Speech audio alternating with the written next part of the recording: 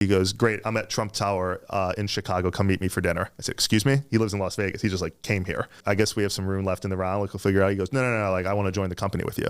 And like, let's go build a company together. And I was like, excuse me? I was like, holy fuck.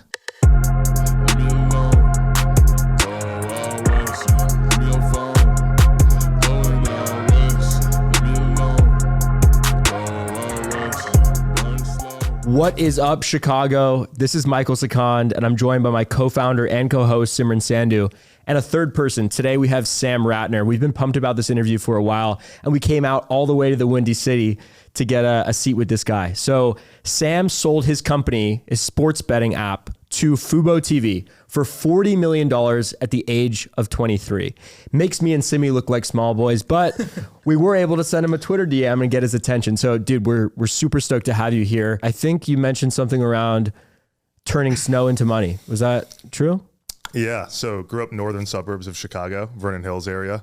And it was like classic, like, how do you make a buck? And like, you don't want to get a job and you don't have time. You're in sports, like a lot of stuff going on. So me and my buddy Ilya started a snow removal company, and it was like, we had no idea what we were doing. Like absolutely nothing. I mean, it's pretty simple. You just shovel like snow. When it comes to like you think that, and then all of a sudden, like the first person says like, and do you have insurance in case I slip? Yeah. And there's no salt. And you're like, what the hell is insurance? Like, you know, you're 13, you don't even know what insurance is. So, but like, you know, you just one by one, you learn things. And then like all of a sudden it's like, we had like 50, 60 people at the school, like clearing driveways all winter, like paying everybody cash. Like we were at like a caddy master at like a country club, you know? But it was it was like a really good learning experience. And we had like a couple hundred houses by the time we were done with it.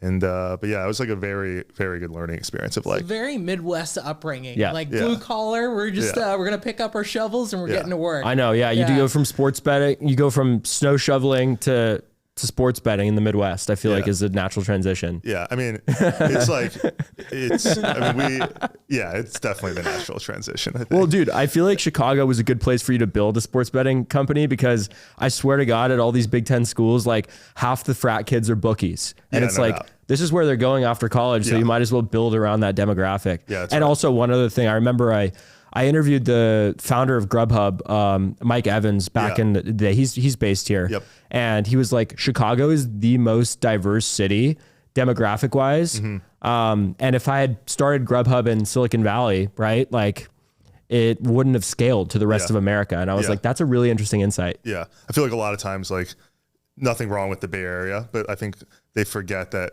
like 99% of the country is absolutely not the Bay Area. And, you know, and like Chicago, even like people in Chicago would argue Chicago is not the United States either. Yeah. That's how we're like, what about like Pike County and Indy? And like, that's how we think about it here versus they think that, we have to think about these people in Chicago and like these other cities. And it's like, it's just like a different scale, you know? So I think when you start you get better feedback quicker. Because like everyone in the Bay Area is willing to try everything. Yeah. It's like, all right, this is the new thing. Like, we're going to try this. Funny enough, I had never in my whole life been to the entire state of California until like 3 months ago. Really? Never went. And I went for demo day because Andreessen Horowitz and Stonks were having this demo day they asked me to come to. And it hit me like on the plane. I was like, I've never even been here. And then like I went to this like very classic, like, hey, we're all getting together in this apartment in the Bay Area. And I was like, all right, this sounds like out of a movie. Like I'll go to this thing. And it was like, it was great. It was. Everyone in the room is like very driven. Their whole being is about building a company. But they, but like they had never been to Iowa. They had never been to Cleveland. They had never, and so like when you were listening to them talk about the market, it kind of like every person's business when they would then talk about the customer, kind of sounded like they were just talking about the students at like USC. Or UCLA or something. Or like some tech worker with $200K in stock options. Yeah. Plus salary. Yeah, right. And so it was like, and like it bleeds into everything. It's like it bleeds into pricing, what people like people's propensity to pay. And it's like, you know, most people in the United States, other than rent, food, whatever, pay for like less than 10 things on their credit card every month. And so it's like for you to be one of those things in people's, you know, bandwidth to be able to pay for, it's got to solve a real problem. They have to really like it. You know? Wow. So I mean, I'm thinking about like my own friends too, who like built companies in the Bay, or at least they raised money there. Yeah. They're all gone now. Like they have moved to areas like Chicago and New York because that's where their customers are, right? And that's always been so interesting to me. It's like, maybe it's a good place to get started if you're trying to get money, you're young, but like it's not indicative of like your customer base to, which is kind of the big point. Bill Gurley was asked, if I was 25, like, or 22, where would I be building my next startup? And he was like, look, Miami and Austin are really fun cities. Yeah. But I would go to Silicon Valley because like there's so fewer distractions. It's so boring. Your only choice is to build $1 billion tech company. Well, the other especially in like the South Bay. The good thing about Silicon Valley is just like the honeycomb of talent. And if you want to make a really big hire and someone's really talented, other than the economics of what they're currently making at Microsoft or wherever they are, other than economics, the only other decision is, are they turning left down this road to go to that office or taking a right and going into this office? Like it's right there. Yeah. But if you have a company in Chicago, obviously things have now changed with COVID, whatever. But like if you feel like it's important for the people to be there, it's a big ask to someone, especially post-COVID now. It's a big ask to say, we want you to move to Chicago or move to New York or move to Austin if you're not from there. So the market, while it's not good to study customers in the Bay Area, that's where the talent is. Yeah. And so it's a lot easier to recruit because they don't have to leave. They don't have to change their lives. They're changing where they're working. They're changing what they're working on, but they don't have to go sit down with their wife or their husband and say, hey, like I want this opportunity. We're moving to Boston. It's like, what? Like, because then it's like, if it doesn't work out there, now you don't even want to be there. You're not from there. There's no other big startup. Like there are, but relatively speaking. And then like you end up coming back if it doesn't work out. So it's a big ask, you know? Yeah. In regards to your team though, you guys are pretty tight knit. I think I saw a tweet that was kind of making fun of your cousin a little bit because he was like, goofball. Putting the envelopes together. He was like stamping these papers. Is that right? Yeah. He interned for us. He's actually on Mr. Beast's content team now. He moved to the middle of nowhere, North Carolina, and he's loving it. He's at the warehouse, like whatever, every day making content. But yeah, it's like goofball. Like it was like classic, like, all right, my cousin will do that. My buddy will do, like, it was, you know, and you just like put it together. Like almost half the people who worked at the company were like friends of mine. Like one of them was the best man at my wedding. You know? Awesome. Yeah. So, okay. So you're here in Chicago. Yeah. Were you going to school here and then you dropped out to start your company? I went to Mizzou. Okay. Yeah. I know some people from Mizzou. Yeah. We have a lot of friends in Austin who went to Mizzou, like nursing school. Oh, okay, cool. Different outcome than you, but you know. Sure, Mizzou, like most of my, other than my home friends, like all my best friends were like my friends in college, my fraternity brothers and stuff. So like I went long enough to kind of go through that. I went long enough to like go through the hell of pledgeship and then left. It was like, well, it's like it's the most fun that you never want to have again. Yeah. Yeah, but like would do it 100 times over again, like best experience of all time. But kind of felt like I did that. And like backing up, like I think I'm pretty sure my dad knew like this whole college thing was just like never gonna happen for me. Like I was gonna go, but it was like, like when people were packing the car, I think everyone was like, my mom's excited, sister's excited. My dad's thinking like, what is he doing? Like there was no shot he's gonna actually like do this or like whatever. But he was also in the same fraternity, which was API at Indiana. So like he kind of thought, he'll go rush API and like, maybe he'll do it, whatever. But I went, and to do that, like there were two things going on. One, my girlfriend, now wife, was going to Mizzou. That was a big part of it. And it was also like me and Ilya kind of just like gave up on the snow removal thing. Looking back on it, how much like the conversations on Twitter have changed now. Yep. Had I not been interested in building like tech companies and like whatever, like we would have really blown that business up. Like because everyone else in the business was 62 years old and owned 4 trucks. And we were just dominant. Like it was a good business. Dude, this whole blue collar thing is a lot more scalable than people think. Like we have a buddy in Austin. His name's Paul Appleby, and he started this company called Waxed Mobile. I'm like, oh, that's cute. You're gonna detail cars. Like that's awesome. Bro, like continues to Rockefeller every month, right? So like at one point he was just him doing every kind of car. He was using a sedan. Yep. Next thing you know, he's trading in the Accord for a Sprinter. And he's traveling across, he's doing dispatching. And now he's kind of doing this idea where he's just using independent contractors in San Antonio, Dallas, Houston, he's expanding. And they're just fulfilling jobs and he's routing jobs to them as the dispatcher. And there's so much demand it's like for the jobs. It's a classic business that any VC would be like, this is the dumbest thing I've ever heard of. Yeah. Because it's not, there's no economies of scale. There's no like, there is a marginal cost of replication to do every single one of those jobs. every time if you're decaling a car, you need the supplies, you need the water, you need the sponge, you need an employee. It's not like you build software once and now you're scaling, you know, CAC or whatever, like just acquiring customers. So, but like when you do it, it's a cash cow, and like no one else wants to do that. That's the big moat. It's like, oh, like, well, how are these things like what's, no. The moat is that no one else wants to do these fucking jobs. Like no one wants to build these types of businesses. But if you buy in and then you get big enough, the only person who's going to want to buy you is like probably like pretty legit, and it's gonna be like an all cash deal. Some like random company in Cleveland's gonna buy some big national detailing thing that you've never heard of for $300 million. So like, but you're also like, it's more of a 15-year bet. It's very difficult to scale those things really quickly. It's kind of like a franchise. It's not flashy, right? It's not. No, it's not flashy. Yeah. But you also have to get it right in like one city. So like, it's like they built one McDonald's really well, and then once they was the best performing asset of all time, then they scaled it. If you just try and start a fast food chain and your business plan starts with we're opening 20 locations, well, which one's the one that everyone looks to as that's how it started? None of them. So like there's just like this lack of planning essentially that goes on.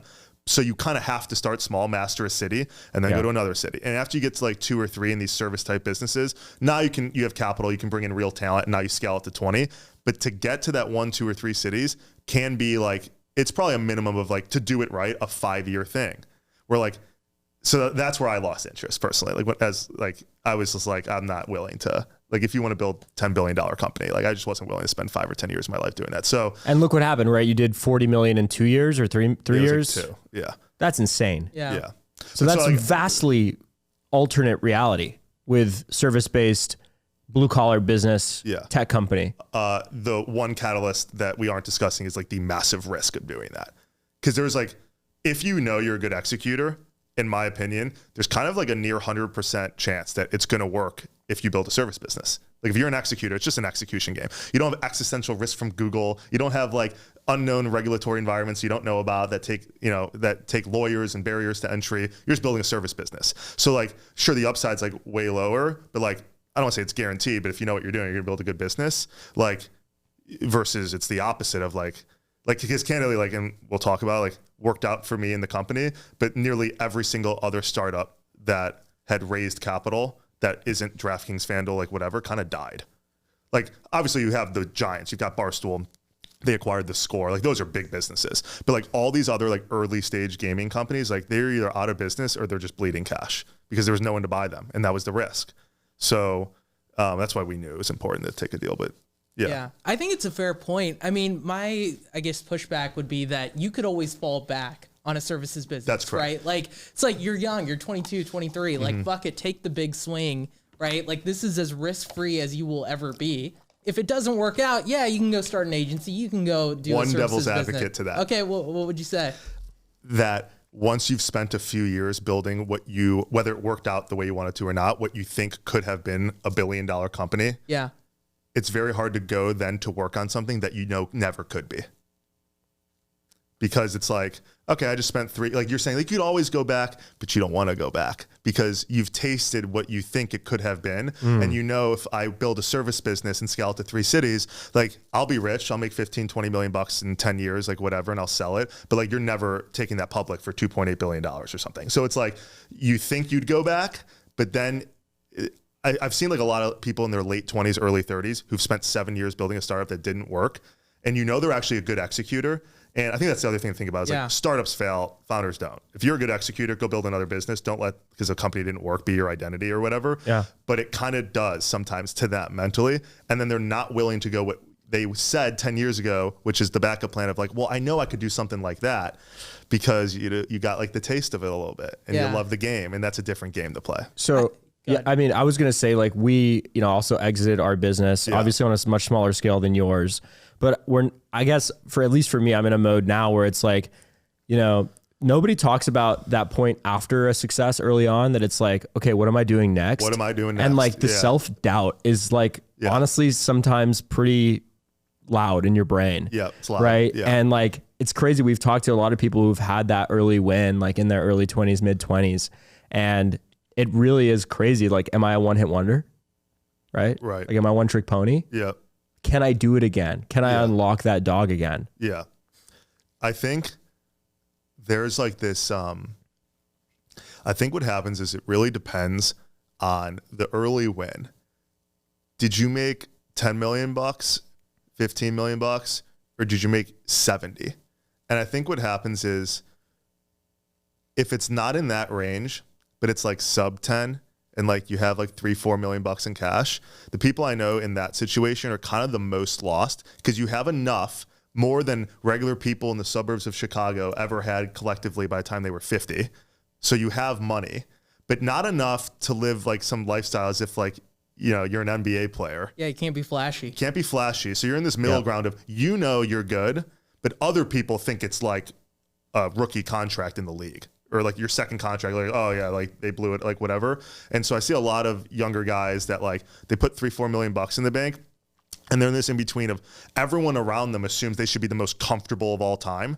But anyone who's made money, like you're not thinking about, all you're doing is thinking about the people that are above you. Yeah. In a inspirational Absolutely. way, not like in a like, oh, I'm jealous way, just like in an aspirational way. Maybe that's the right word.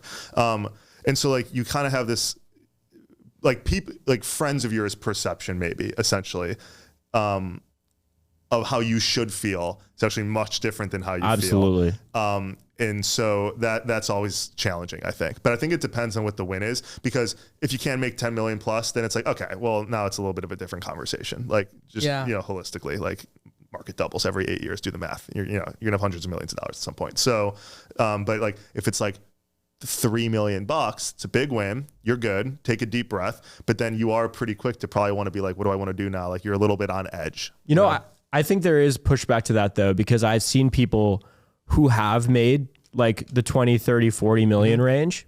And what they do is they actually become too risk averse. And I understand that you can use the S&P 500 to get to 70 or 80 or 100 by the time your kids are, 30 or 40, like whatever. Yeah.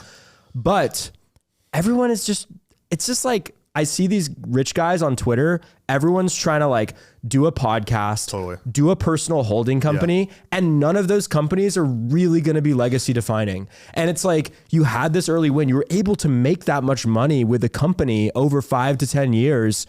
And then they just kind of like fade away. It's like, I want to be a personal holding company guy. Why does everybody want to do that model? It just seems to me like a lot of bets across the board that don't feel meaningful. And it feels, and I'm just kind of going on a tangent here, but like a little exploitative, and that a lot of these like big Twitter influencer guys were just looking for operators to do their dirty work and build, like service-based businesses on their behalf or something along those lines.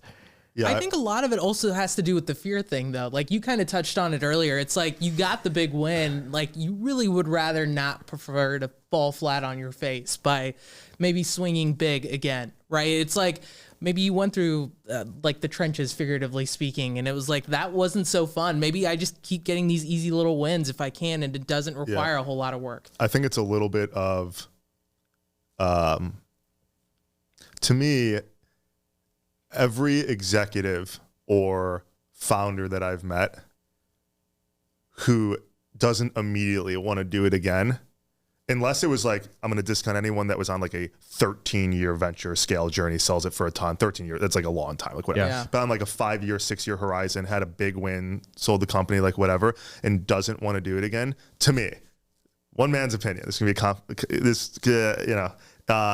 is that they actually do not believe they could do it again. Otherwise they would, period, full stop. They would do it again. They would not at 30 something years old start some holdco and start writing checks for $2 million. They would do it. Why would you do that? You would just do it again. Yeah. And so I think, everyone has their difference of opinion of how much luck type stuff comes into play. But I think as a person, when you accomplish something, you have an underlying feeling of how much luck may or may not have played in a role, market conditions, certain things. And if you thought like, no, like I think the majority of this success was because I really know what I'm doing, well, then you would just do it again. So I think it's a little bit of that, a little bit of what you said of like, well, I'm looked at this way. I have this brand that I sold this company. That's why people listen to me on Twitter or whatever their narrative would be. And by trying to start another one myself as the operator, I'm taking it at bat that I don't need to take. But then in my opinion, then you're doing it for the wrong reasons, because I only do it because I love it. Yeah. So I'm shooting free throws in an empty gym. I don't care. Like, this is what I would do if no one, like, to me, I love business so much, and I've done it for so long, that making money is a byproduct of the game of business. But to me, it's like, I'm lucky to have loved business. Some people love things that don't make any money. They love painting, or they love things that are like tough to do, or like whatever, or they love making music and the odds of that are low, or they love being a teacher, and that's great. It just pays less. I'm fortunate that I wanted to be in something that just coincidentally the figure that represents how good you are at the game you're playing happens to be you make a lot of money. Like, that's kind of the I love that framing. I feel the same way. Yeah. We're lucky just to love the game of business. Yeah. And I also think people have talked about this too, where it's like, just plant the flag like where you want to be. And 15 years ago, people playing video games, that was like, I can't believe my son or daughter plays video games. Like, oh my God, go to school, like whatever. Well, now these kids are making a lot of money. And so like, the game comes around to you, but you just got to play your game. You know, you got to be in the right arena. Yeah, but you have to do what you want. And so in my opinion, when I see people with big success, I am like licking my chops to find out what they're doing next. And when I hear they're like doing, like they're like gonna bet, like what? Yeah, like, What I also feel that way. I also feel that way when you see someone who's made it and they're doing like a low risk bet. Yeah, low risk bet. And to me, it's like, I looked up to you. Yeah, I would say like, there's an age thing though. Like, all right, if you're like mid 40s, you have kids, like, okay, different ball game. Yeah. But and I've like talked about this with my wife, from the day I dropped out of college until my mid 40s, I'm all in. I'm building companies, all in. Whether that's going to be one company, and Showroom now is another 15-year ride, like whatever, or it's not, and then it's something else. I'm going to give until where people that are older than me's advice is like, do it until the kids are a certain age kind of thing. And then like, all right, your opinions about where you want to spend your time will change. You'll have a family, like whatever. But until that's a thing, I'm all in on building companies. I almost never, I can't say never, but I almost never angel invest. I don't buy real estate and throw $6 million in some property to print an 8% cash on cash. I don't do any of that stuff. Not that I don't think it should make money, but I know that, relatively speaking, dollar for dollar, if I just focused my entire energy on one thing, all eggs in one basket for a 20-year period, whether that basket changes over time because you sell those companies, like whatever, but that's the only thing you focus on, I'm going to be way ahead than if I had been buying real estate in Indy. You know, that's what Kevin Ryan says. He still puts like the vast majority of his cash into the next business. Kevin Ryan from Insider MongoDB. Yeah. So he like, that's who I want to be. The unknown. That is, he's awesome. I haven't met him. I haven't talked to him, but the no one knows who I am. I think he said on a podcast recently, like, no one knows who I am, and I can go have dinner and not be annoyed, and we're all very successful, and no one on the team feels the need to be known for anything. That's why until like a month ago, this is the first podcast I've ever been on in my life. Yeah, I mean, that's why we were excited to get you. Yeah. And I've said no to every podcast. Until a month ago, I had never tweeted anything. I have found some value, and I was convinced by a couple of people in my circle, you're missing a lot by not engaging on Twitter. I was on Twitter as much as anyone for the last 10 years. I read everything, but I never said a word. And I think there's a balance of, there is value to be had by putting yourself out there. People have written checks into my company. It's been unbelievable, but a little bit, do it in a way where you're trying to be helpful and tell stories and be whatever, but I by no means have any interest in having a personal brand. I mean, I don't even know if there's like that much value in being famous, but like for key stakeholders, like if you're trying to raise money for something, or if you're trying to recruit, like being well known for those reasons is very, very helpful, especially if like they respect you and it's like actually valuable informational content that you're putting out. The one thing I found too is that by putting out how you feel about certain things, it's almost like you then get to go to a meeting with a fund or whatever it is, and they kind of already know where they agree and disagree with you on, whether that's political, whether that's a business take, like whatever it is. And so you actually eliminate meetings that 3 minutes in, you're like, oh, this is never working. I don't want to work with them. They would never want to write this check with me. And then other meetings where you're going in already knowing it's going to be a great conversation because of the way you met, which was over some Twitter DM because they liked your take and they agree with it and like whatever. So to me, it's like that is as much value as I'm willing to, or that's as much as I'm willing to put myself out there for that value. But the moment, and I haven't said anything in like a month on Twitter, because the moment it like becomes like personal branding thing, I have no interest in that, honestly. Yeah. The guru type bullshit. No. Makes me sick. Yeah. Nothing gives me more goosebumps than a billionaire with 59 LinkedIn connections and no profile photo. Yeah, it's great. Yeah. Let's get back to the company you built, right? Because we're trying to get tactical with the audience here. Okay.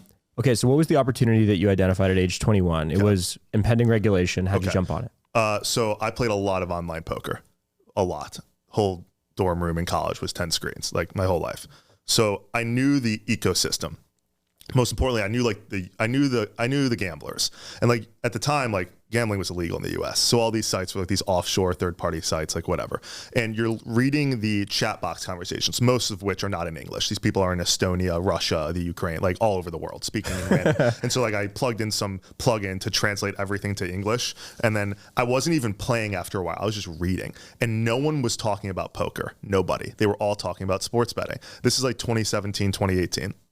And everyone's talking about how like, oh, like, did you hear about like the US, like they're going to repeal the federal ban on sports betting in the United States. And everyone was talking about that. And I thought it was interesting. And so I started doing diligence on like, how does this work overseas? And overseas, it's a part of the culture. Like we would never think twice if our grandma buys a lottery ticket. But if she bet on the Bengals, we'd be like, what did you just, like, you'd like flip out. Like, you'd be like, what are you doing?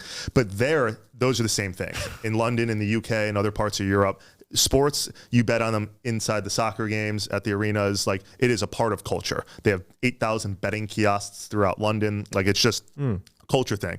So I thought it would evolve very similarly in the United States. And as someone who loved online poker in the gaming business, I wanted to see if I could build a gaming company.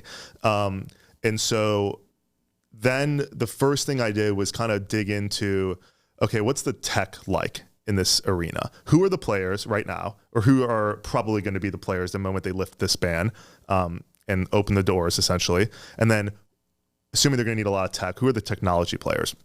And what I found is there were some clear leaders. You had DraftKings and FanDuel. They had, what were they doing at the time? Just fantasy? Fantasy. Yeah. Fantasy betting? No, it was just fantasy sports. Just fantasy. Fantasy football, honestly. Yeah, it was just probably ad supported, subscription supported. Yeah, I think ads. Yeah, I think so. But they knew for years prior. They were a part of the legislation to get it passed. Oh, of course. Yeah, so they weren't like, oh, this is going to be great. Like, no, they were the reason why that happened. And so then when you look at the tech, though, until DraftKings bought SB Tech, I mean, they built their website for fantasy. That was about it. They built none of the sportsbook stuff for the most part. Like a lot of it is just like, and no one does because in the US, similar to cannabis, it's a state by state regulatory environment. So you have to go through regulatory compliance in every state, both the company and the entities and all the key persons, directors and officers, and your tech has to go through the state technical bureaus. If you want to change the hex color of the green button to click place bet, the regulators have to sign off on that. Literally every line of code, so you're dealing with consumer funds, 1-800-GAMBLER. There are some issues. So like, it's important that these regulations exist. But essentially, everyone was like, well, we don't want to spend 2 years getting brand new code through the state labs. How can we make this quicker? Well, 2 years prior, while the legislation was happening, all the European tech providers saw the US coming and started going through the labs essentially to get compliance. And so like preemptively. So like companies like Kambi, Amelco, SB, all these companies, went through compliance. So then the moment they lifted the ban on sports betting, government that is, DraftKings, FanDuel, MG, everyone just like went to these companies and white labeled it. Same app, different paint job, put the logo on top, make it look like FanDuel, make it look like DraftKings, whatever. Wow. And so I was like, okay, so you back up 18 months. I did the diligence to find out everyone's getting through the lab, so they're working on that. It was clear from the people I talked at the fantasy companies and then the traditional brick and mortar casino companies like MGM or whatever, that they were never going to build this tech. And if you think about it, they're kind of non-technical companies. Yeah. MGM, it's a real estate hospitality resort company.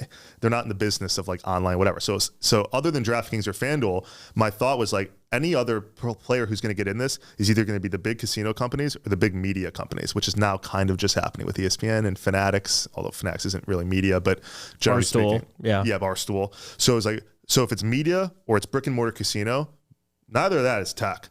So, but they're going to have a lot of existing infrastructure that they're going to want to, get in there. So if you are, you know, Barstool, you're going to want to integrate all your content into like your betting app to make it like, you know, so all the content's right in the same. And the problem was all of these third-party European technology companies, since they've been around forever, they essentially started out in like, you know, in Europe as some like desktop platform in the early 2000s. They were just like compressed into a mobile experience. So it felt like you were in the browser on your phone. That's how bad the apps were.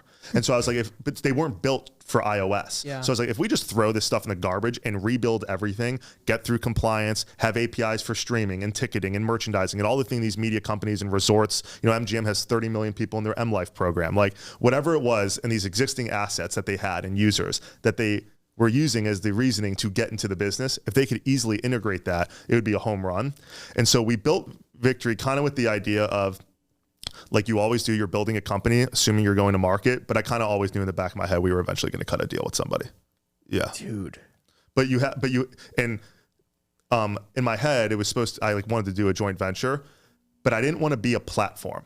So a lot of venture investors at the time liked the play, but they're like, well, then why don't you be the platform and all these other platforms that are from Europe? I said, the problem with that is that's actually like not a great business. Those are like being the B2B provider. It's like UPS versus FedEx. It's like, who's cheaper? Right. Just get my package there. The spread's the spread. It's not going to look that much different. So everyone was just competing on price in that business. IGT can be. So I was like, I'd much rather just pick a partner like a Hulu or a Disney or an ESPN or FuboTV or whatever it was that had an existing audience in sports, and just that was going to be who our partner was. And long story short, it made a lot more sense to just sell the company. And when you say partner, like, did you raise financing from any of these like incumbents in the space? No, we raised from venture. Yeah. But you had a that's what I was gonna get at, right? Like you brought in like someone who's very entrenched in the space onto your team, and that was a huge lift. Yeah. So can you talk, like, what's his name? Can you talk about him? Yeah. So one of my best friends, one of the best guys I've ever known in my whole life, Scott Butera. Yeah.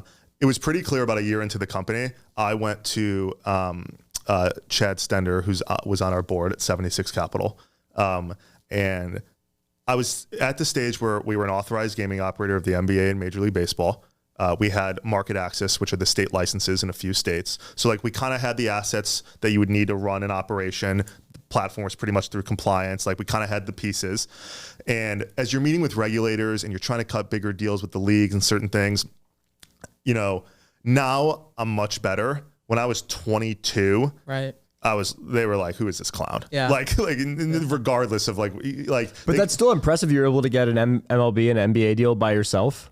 Yeah. Yeah. We did that before we started hiring out a lot of things. But so I went to the board. I was like, all right, here's the deal. I'm smart enough to recognize like it's time to have some adults in the room. Like I was the oldest person at the company besides one other person, really, like for the majority of the time. You needed your Eric Schmidt. What's that? Yeah. So it was like, okay, so they, 76 Capital knows a lot of people in sports, made a lot of introductions, as did some of our other investors, whatever. I probably met with 100 suits, if you would call them that. And I was like, these people are like suit and tie executives from Caesars. It was like, no, like this isn't going to work, like whatever. And I stumbled into meeting Scott, and some background on Scott was an investment banker for nearly 20 years on Wall Street. Big banks, UBS, et cetera, always in the online gaming. Well, wasn't really online until recently, but brick and mortar, traditional real estate, casino, gaming, lodging, hotel, stuff like that.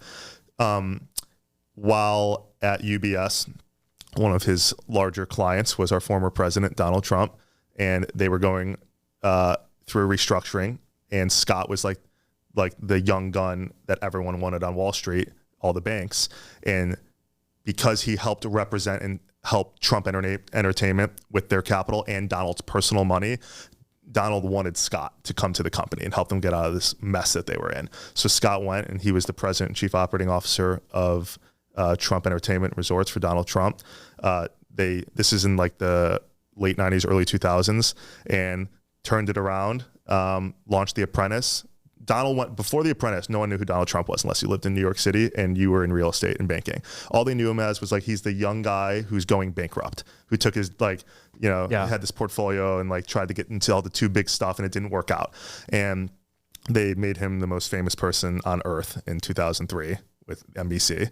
and turned it around. And essentially they had all the hotels and real estate and all the casinos, and then the ancillary stuff like Trump Airlines and whatever. It was the casinos in Atlantic City and Indiana that didn't do too well. Yeah. And so what they did is like, all right, well, and I'm going to spitball numbers here, but the real estate business is worth $4 or $5 billion. The casino business is $2 billion in the hole. How about we just merge these things, cancel out the debt, take it public, people pay it off, and we're going to have a very healthy balance sheet.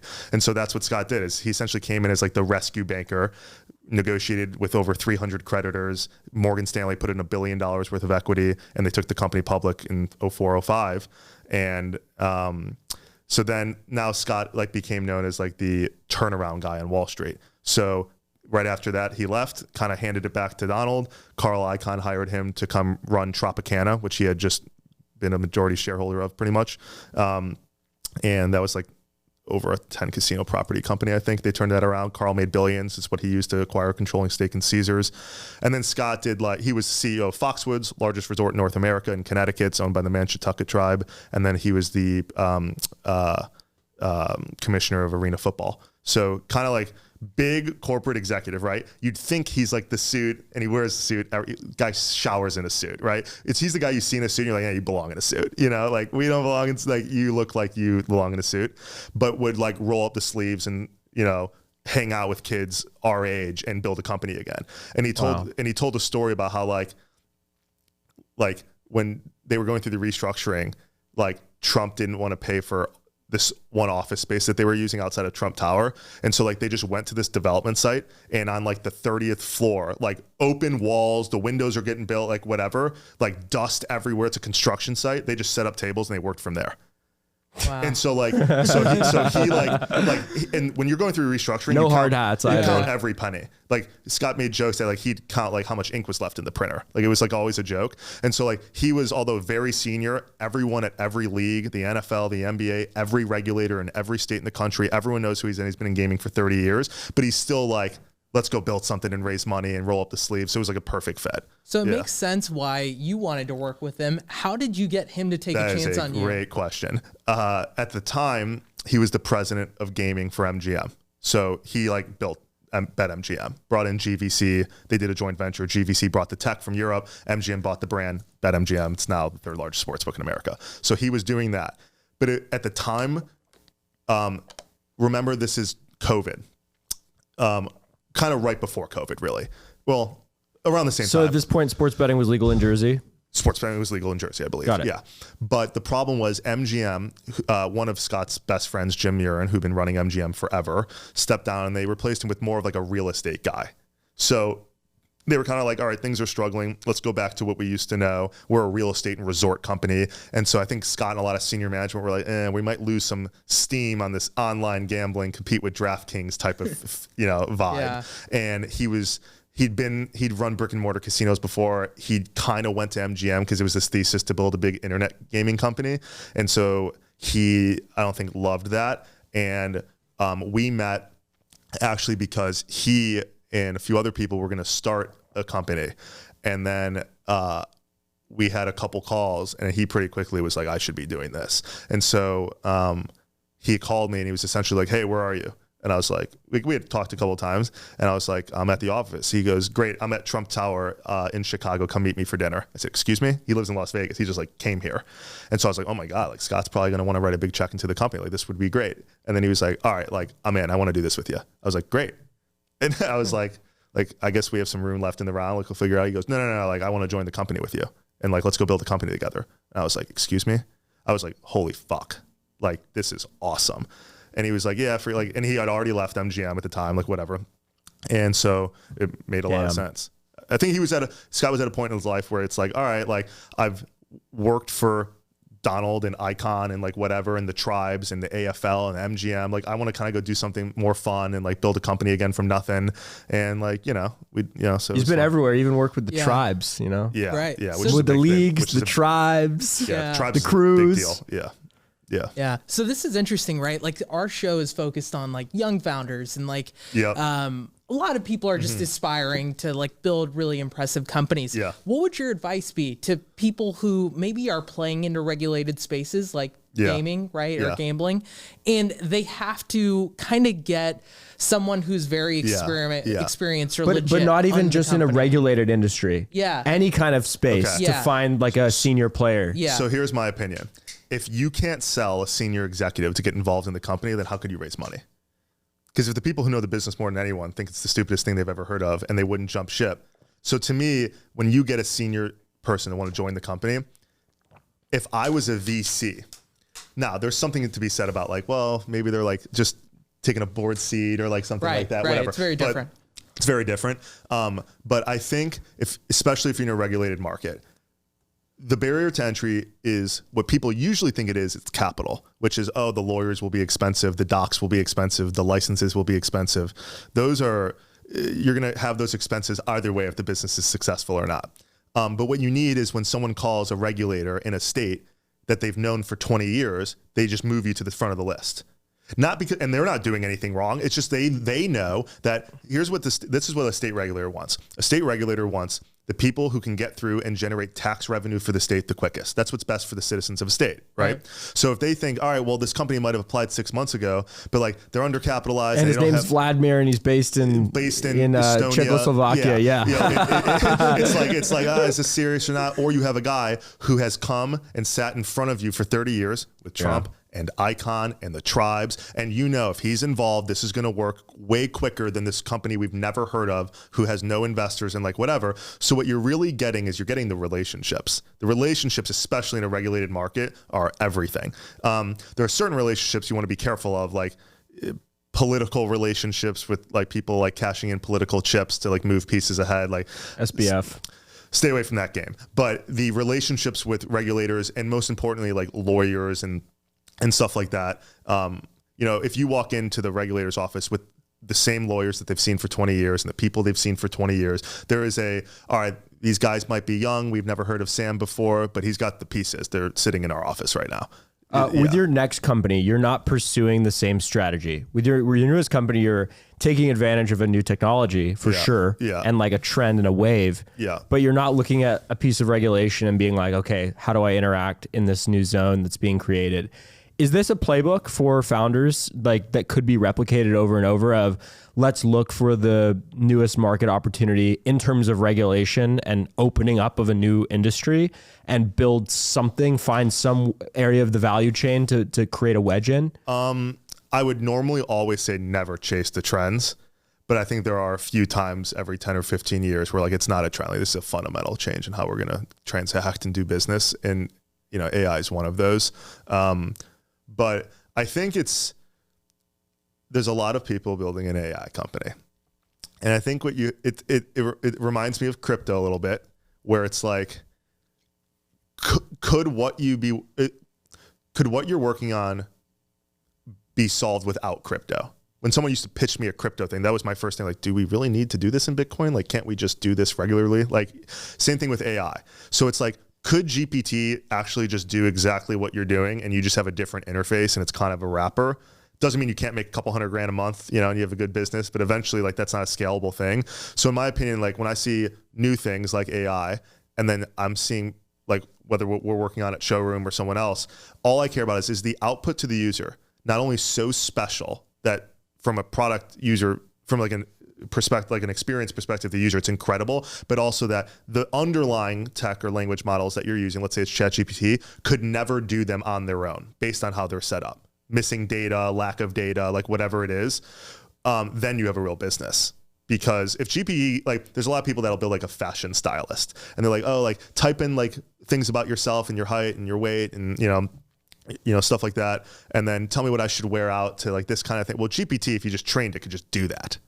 So then there's no value on top of the fact like it's not that good of an experience anyways. So to me, it's like, is what you're building something that on its own, the underlying tech you're using could not have done? That's kind of what I would look for.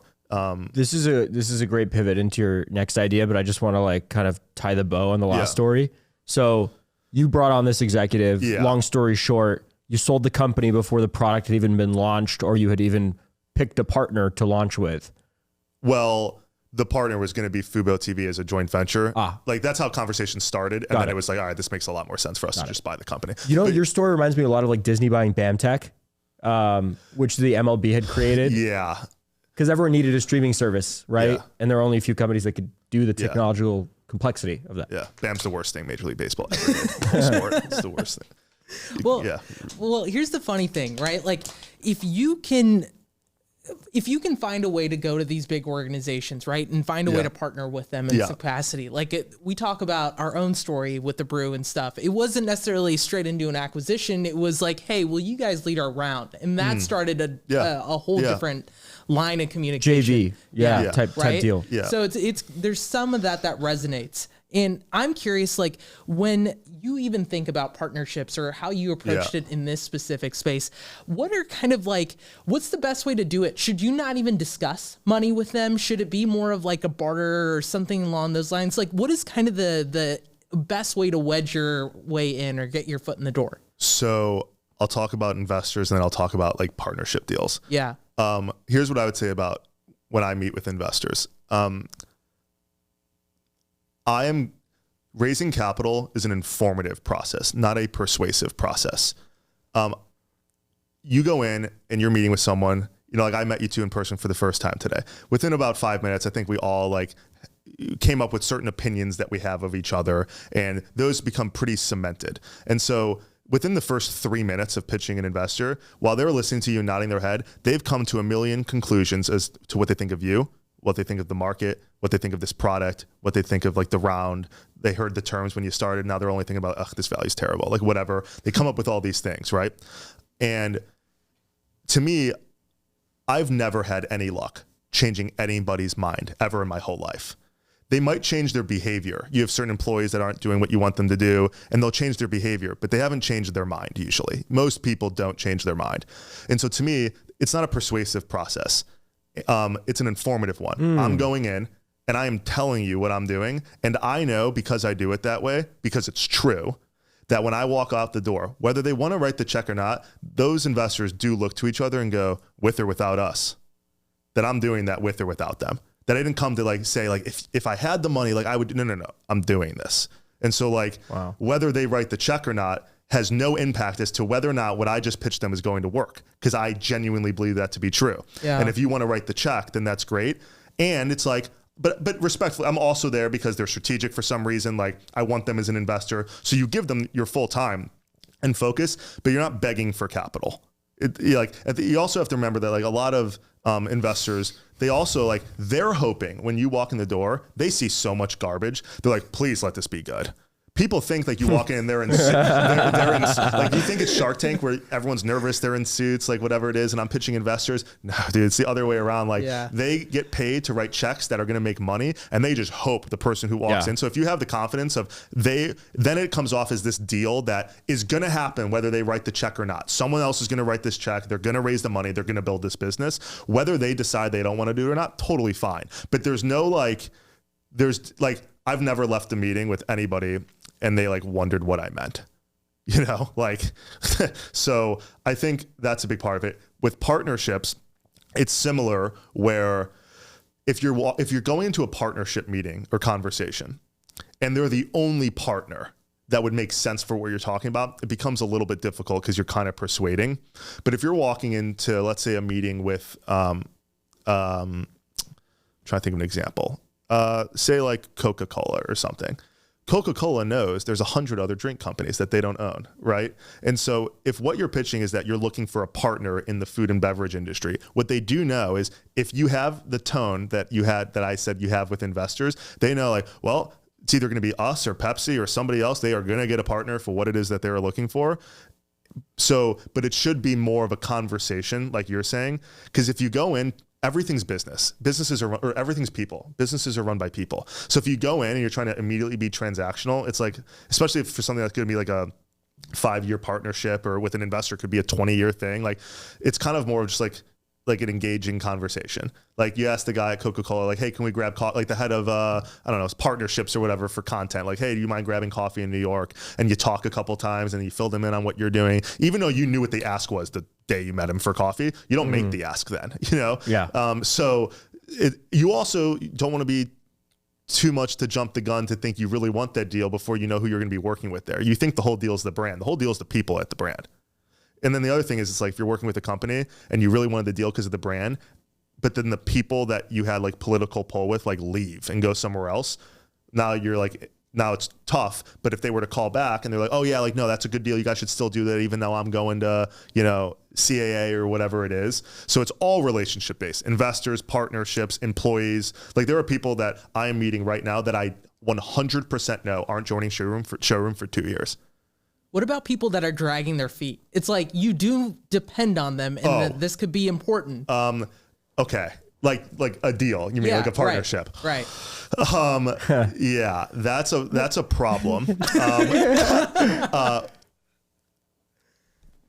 For example, I spoke at Nike's headquarters in Beaverton, Oregon a couple weeks ago, and they had like an annual e-commerce event. Afterwards, I'm talking with the executives at Nike, great team, about, you know, opportunities to do stuff together with Showroom. But I know a company like Nike is so big, or other companies that are that size when you're working on a partnership, I think of them like I do regulators in gaming. I'm working with the government. It's going to take a long time. They have a million moving pieces, like, and not taking a long time because they're dragging their feet and they're slow. They just have a lot of different things. Everything's on a string. This changes. They want this deal. Then we have to talk to the IP guy about this, like yada, yada, yada. And so I approach big corporate deals with I have zero expectation that this is going to happen within 6 months. And I'm going to have, every time they send me the email, I'm going to get back to them really quick to keep the conversation going. But the moment I send that email, I forgot that I've even sent the thing because I know it's going to take 9 months. Great framework. Yes. But if you are dependent, if your company's dependent on like a deal from a big company, you have a problem. That's not good because that's going to take forever and it might not happen. And you might spend half your capital that you raised, like hoping this deal is going to happen on legal work. Like you can't do that. Yeah. Which is why, like, I'm not in the gaming business now. Yeah. Great framework, both for investors and partnerships. I'm going to pocket both. I love the idea of you're sharing a set of, you're sharing novel information. And it's like, are you going to act on that information or are you going to sit with that information? Right? Yeah. I think that's fascinating to think about. Yeah. Like, if you think about it, if you fast forward to when, so let's say you start a company and you know in 5 years it's going to be a $500 million company and you're sitting there 5 years later and it's a $500 million company. That's how you would have explained it to people the whole way through. It's like as if you knew you were going to be there and the company was going to be worth 500 million. Like, hey, like I know I just met you, like you guys run this fund or whatever, but like in 48 months, if you see this crystal ball right here, like, yeah, this is definitely going to be a $500 million company or $1 billion company. And they look at it, they're like, oh yeah, you're right. The conversation would go a little different if they knew the outcome. And so I think if you are building a company, you have to have, sometimes it's just like absolute delusion. Yeah. Like I'm definitely delusional, like 100%. Like, yeah. Like what, like, it helps. It helps. Yeah. So if that's how you really feel and you're not making it up, you're not like trying to put on this, that's how you really feel. Well, then you never try and persuade anybody. Yeah. Because someone's going to do it. It's a numbers game. Yeah. You know, for, you know, this is a life principle, you know, whether it's dating or trying to get investors or trying to make something happen in this world. There's one school of thought, which is persistence, right? Keep following up on the email, keep showing up with her house with the roses, right? And your idea is like, no, you know what you're looking for. It's almost like if it doesn't happen naturally or just doesn't work out, why keep forcing the issue? You can't change people's minds. It's a great takeaway. Another rule. Here's what I would say is every investor that's ever invested in one of my companies after the meetings called me 12 times and asked for the docs because they wanted the deal. I have never pitched twice in my whole life, ever. I've never. You just said you're pitching people at Showroom who aren't going to be in for 2 more years though.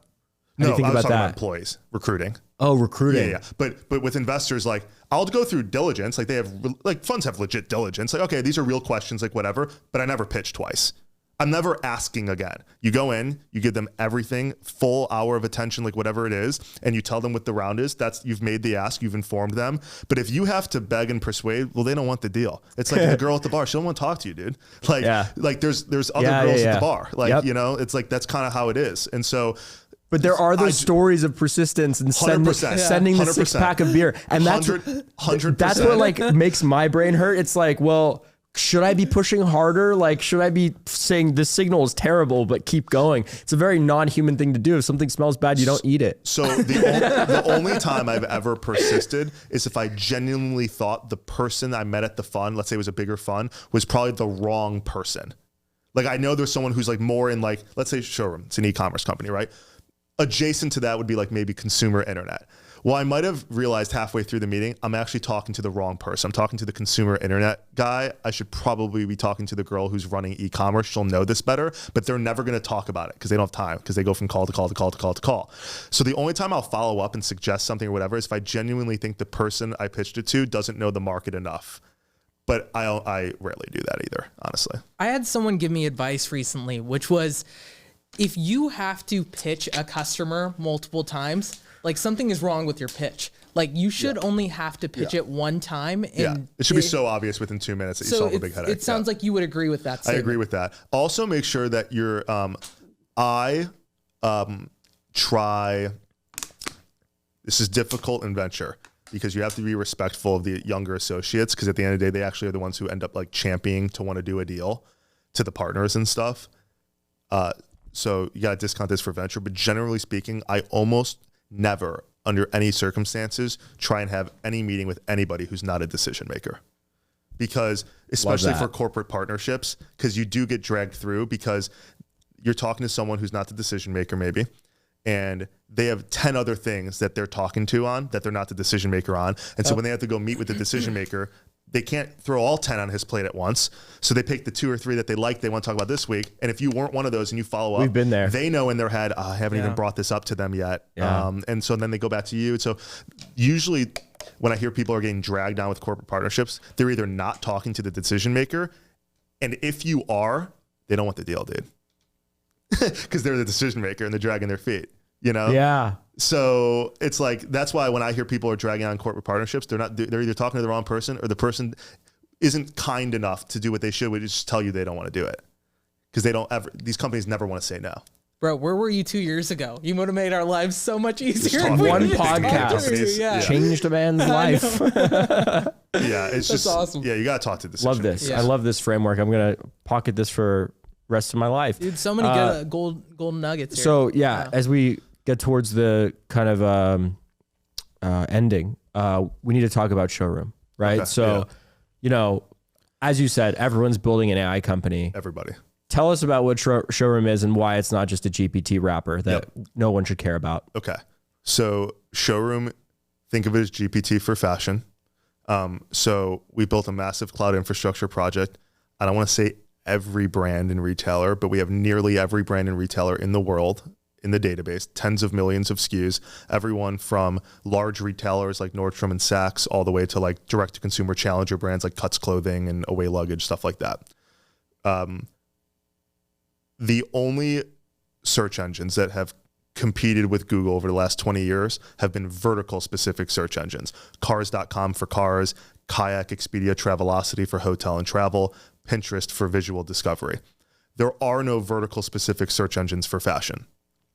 My personal opinion, and the company's opinion, is that this is because prior to language models, this is actually something that could not have been done very well.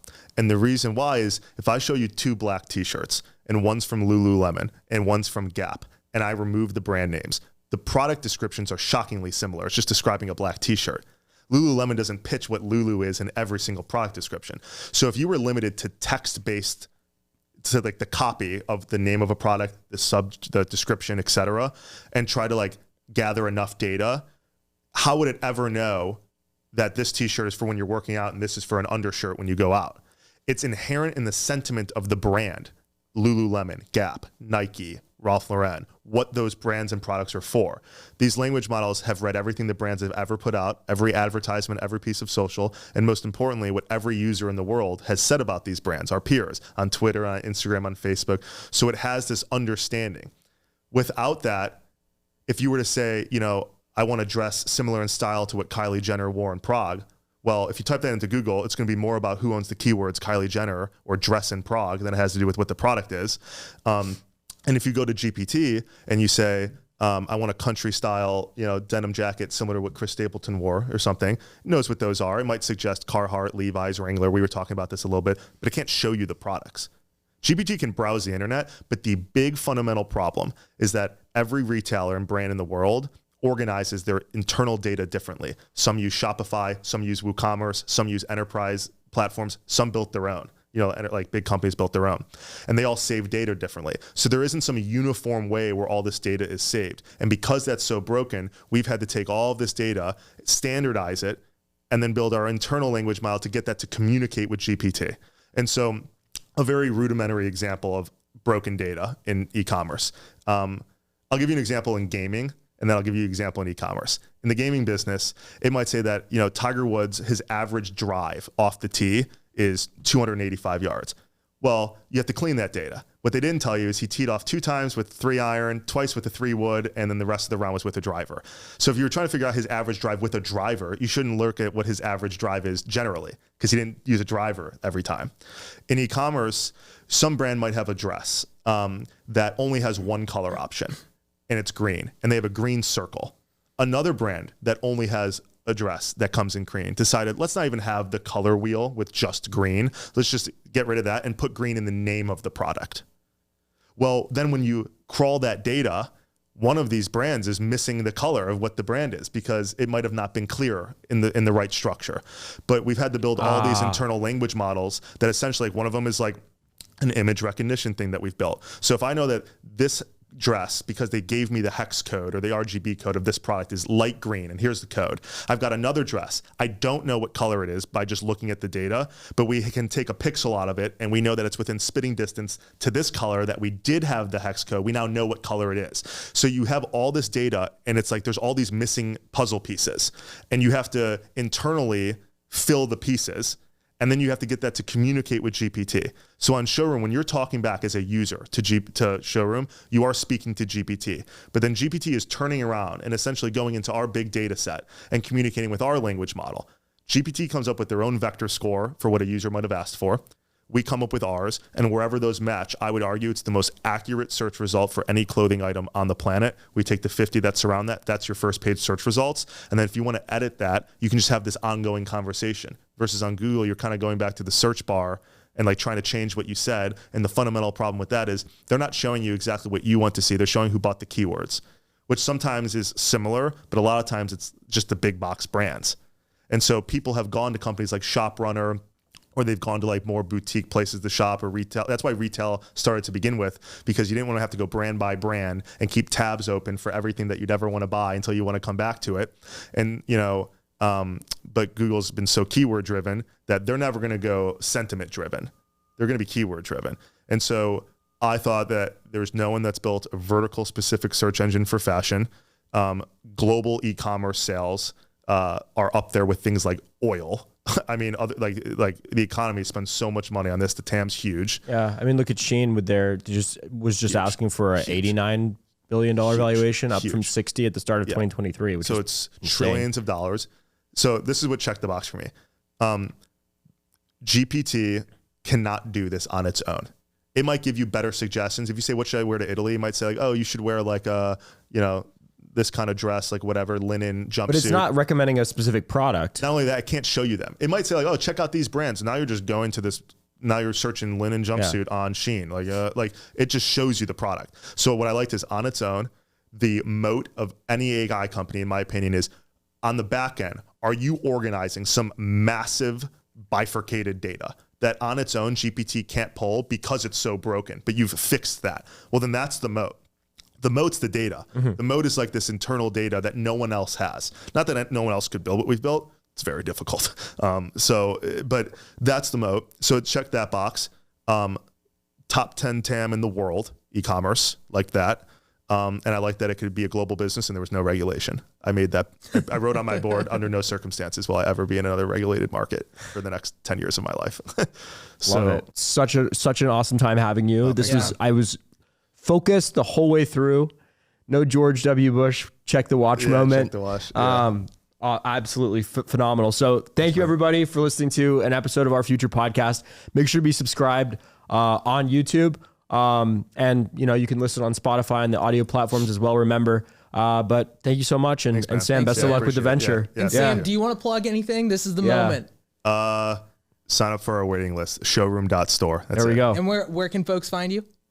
Me? Yeah. Twitter at Sam Rattner. Yeah. At Sam Rattner. I tell fun stories. That's about it. Dude, MFM broke Brian Johnson. Like, they broke a few people. We're going to break Sam Rattner, dude. Let's go. Great. Alrighty. All right. Stay frosty. Yep.